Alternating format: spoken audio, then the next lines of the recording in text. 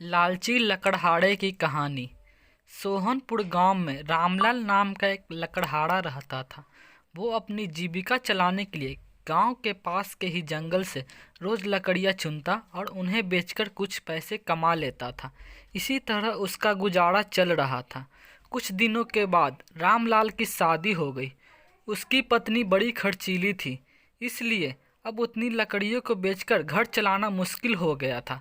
ऊपर से रामलाल की पत्नी कभी नए कपड़े खरीदने के लिए तो कभी किसी दूसरी चीज़ें खरीदने के लिए रामलाल से बार बार पैसे मांगती थी।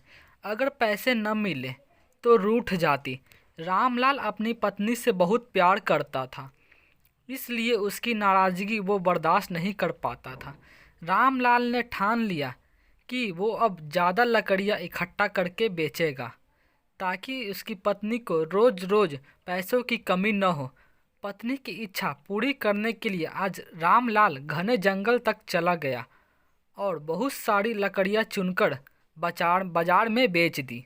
ज़्यादा लकड़ियों के ज़्यादा पैसे मिले तो खुश होकर रामलाल ने सारे पैसे अपनी पत्नी को दे दिए। अब रोज़ रामलाल ऐसा ही करने लगा। देखते ही देखते उसके मन में लालच इतना बढ़ गया कि उसने धीरे धीरे पेड़ काटना भी शुरू कर दिया। पेड़ काटने से और ज़्यादा लकड़ियाँ हो जाती थी और उसे अधिक दाम मिलने लगे। लकड़हारा हर हफ्ते एक पेड़ काटता और लकड़ियाँ बेचकर मिलने वाले पैसों से अपनी पत्नी के शौक पूरे करता। अब पैसे ज़्यादा आ रहे थे तो घर भी अच्छे से चल रहा था। धीरे धीरे रामलाल ने पैसों के जुए में लगाना शुरू कर दिया। जुआ खेलने की लत ऐसी लगी कि रामलाल एक मोटी रकम इसमें हार गया। अब इस रकम को चुकाने के लिए रामलाल ने एक दो मोटे पेड़ काटने का फैसला लिया। जैसे ही रामलाल ने जंगल में जाकर अपनी कुल्हाड़ी को एक बड़े से पेड़ पर चलाने की कोशिश की तो उस पर पेड़ की टहनी ने हमला कर दिया। रामलाल चौंक गया, फिर उसे पेड़ की एक टहनी ने लपेट लिया।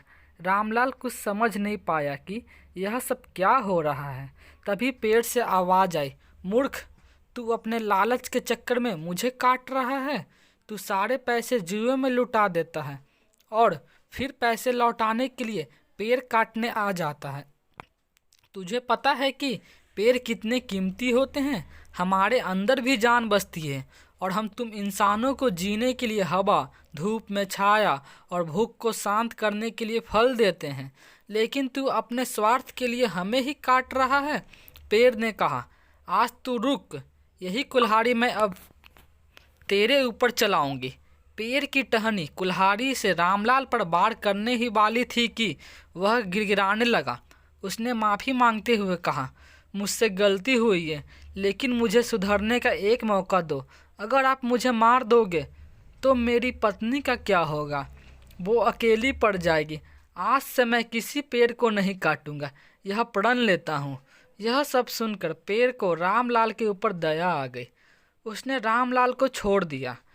छूटते ही रामलाल भागकर अपने घर गया और पैसों के लालच में न आने का संकल्प ले लिया। इस कहानी से हमें यह सीख मिलती है कि लालच में आकर पर्यावरण के साथ खिलवाड़ नहीं करना चाहिए। हमें ऑक्सीजन पेड़ से ही मिलती है, इन्हें काटकर हम खुद अपने जीवन में संकट को ला रहे हैं। तो दोस्तों, आपको यह कहानी कैसी लगी कमेंट में ज़रूर बताएं। ऐसे ही स्टोरी पढ़ने के लिए हमारे चैनल को सब्सक्राइब करें।